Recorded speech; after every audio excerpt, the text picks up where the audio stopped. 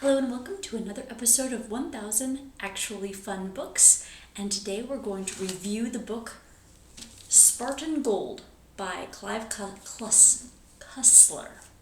Clive Cussler.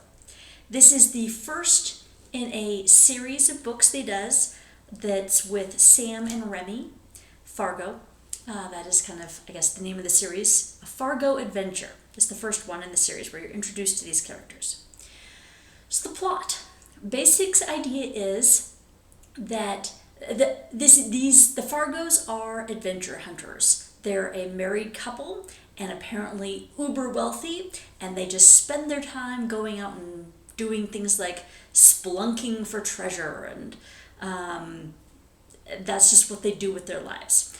And the idea is that they stumble across clues to something that Napoleon created several hundred years ago, that he left a treasure map behind, basically, in pieces with riddles and ciphers and stuff. And if you track it down, you will find a whole bunch of gold statues from the Roman times. So that's kind of the premise of the story, is these people that they stumble upon this, and then there's somebody else out there, an evil somebody, who's out trying to find the gold for himself, and so trying to thwart the Fargos, or maybe find it before them, something along those lines, depending on the situation. And so it's how they succeed. So it's not exactly a high stakes thing, it's not the end of the world, it's just try and find treasure. Kind of a bit Indiana Jones. Okay, so what do I think about the book? Let's talk about what I liked first. So it is a fun adventure. You have lots of puzzles and clues, and you have to go all over the world hunting for things, from like the Caribbean to France to the Alps, just all over the place. And that's fun. I do like the historical details. Now this is kind of a hit and miss in that kind of respect, because I don't, for example, know a whole lot about Napoleon. I'm not a Napoleon aficionado. So when they say things like, and his second in command, wanted to be buried on the same place Napoleon was, and when the government denied it, he was able to be buried on the island of his first exile, Elba. And did that actually happen? I mean, I kind of scratched my head at some of those historical details, going, that's really interesting. If that was true historical fact, that would be really fascinating. But there's enough things about this that I'm like, that's probably not true, to make me really wonder about some of the things that might be true. Like, how much of this is true historical fact versus how much of it is clearly made up for the sake of the adventure. And that was a little bit, so I liked some of the historical details, but on the other hand, some of them I'm like, is that a real historical detail? And I'm not going to go hunt down to find out. So it was just kind of like, anyway, that was kind of iffy on that part. There's lots of action. About every couple of chapters, some big, adrenaline rush happens, whether it's a car chase or a shoot 'em up, or they have to hide to keep away from the bad guys, or they sneak into someplace, or whether they're, just all the time, it's constantly an adrenaline rush. Again, very Indiana Jones-like. Okay, so those are the things I liked about the story. The things I didn't like. My biggest problem with this book is our main characters. They are about as flat cardboard characters as you can come up with. They have a personality that's so shallow it's like a piece of paper. They don't have. They're very stereotypical, very, very, very. And there are two of them, a married couple, Sam, the guy, and Remy, and they do not have distinct personalities. Like, you could, switch them around in the story, not pay attention to who's speaking, and it wouldn't matter, because they're not individuals. It's one person in two bodies. They don't disagree with each other. They are so perfectly aligned, it's ridiculous. The author tried to do something different here to have a married couple, but I think he totally failed because this is not a married couple. This is, like I said, it's one person, just talking to themselves as far as the two people going. It's just ridiculous.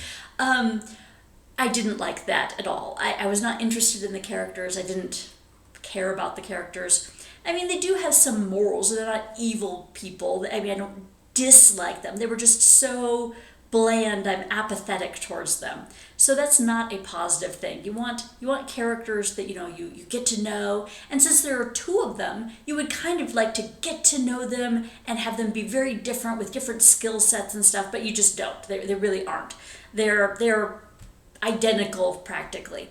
And then there's some supporting cast, but it feels very James Bond. This is their technical support person that gives all the plot and all the, you need to go here next because I figured it out, without the author having to actually do any figuring out because somebody off screen does all the figuring out, right? Oh yes, I've totally figured out the next clue and the next hint to the next place you need to go. And you're like, oh, okay. So again, it's very shallow.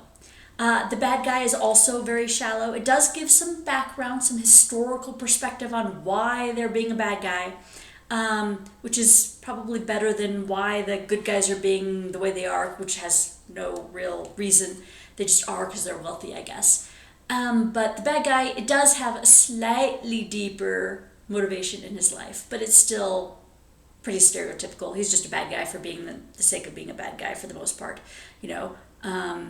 There is some gore in the book, but not so much that I would consider it bad. Like if this was a movie, it probably would end up with a PG-13 rating, not a rated R type of thing. And there's nothing too graphic about the gore. That was a positive.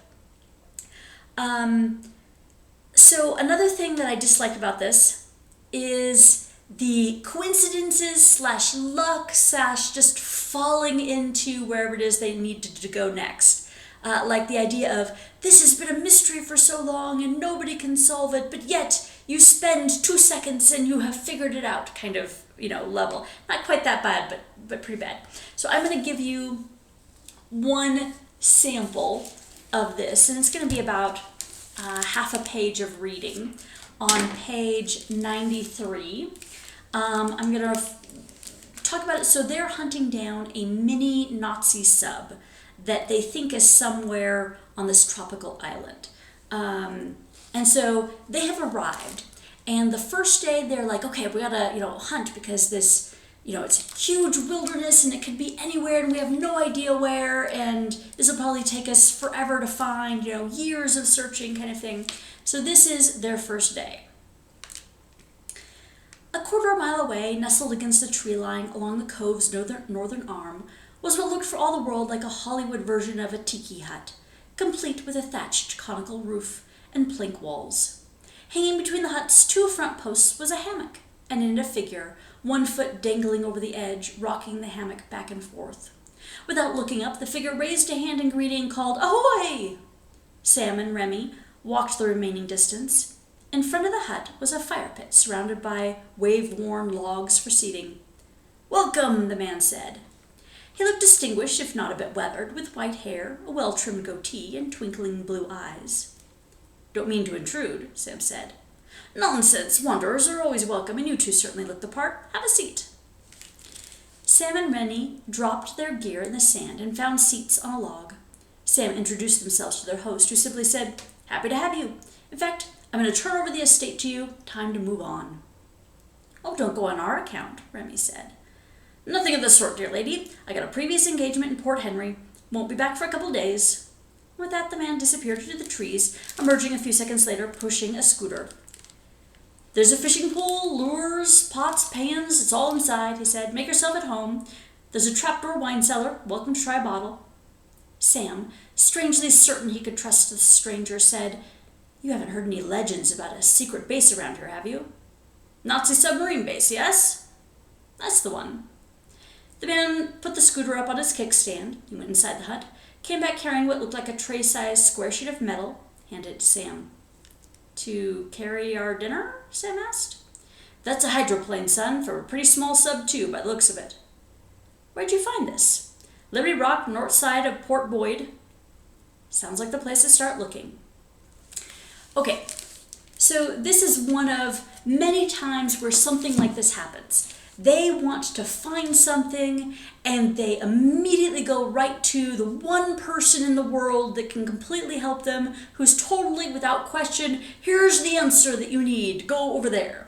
And it happens repeatedly through the book, which is ridiculous. It was kind of, I mean, I realize this is supposed to be a fairly pulpy type of book, and it feels like it, but it's kind of to the point of cheesy to that extent. So there is that. The bad guys do always seem to show up inexplicably right where they are.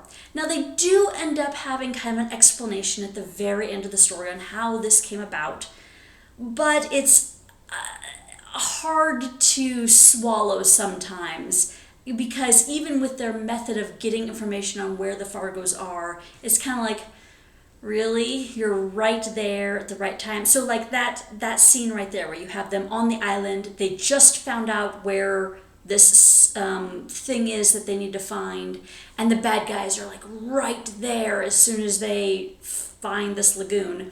It's, again, a little bit stretching things to the point of ridiculousness. So my overall feeling about this book is that it's fun, but I wouldn't consider it a good book. It's I would probably be willing to recommend it, in the sense of, if this is your style of book, you would probably enjoy it. But I wouldn't call it, I can't put it on my best of list because it's clearly not good. It's not an excellent book of its style. Now, I probably will do another Clive Cussler again. In fact, I'll probably do Sahara. That's considered his best book. That would be really interesting to see it in comparison to this one at some point. But yeah, for now, I'm going to put this book on my okay list rather than my best of list. But if this is your style, I do recommend it in the sense of, if this is the kind of book that you like, the Indiana Jones adventure action book, you'd probably enjoy it. But yeah, that's pretty much all I have to say about that book. It was okay. All right, so part 2. My next book, I am going to do Calvin and Hobbes.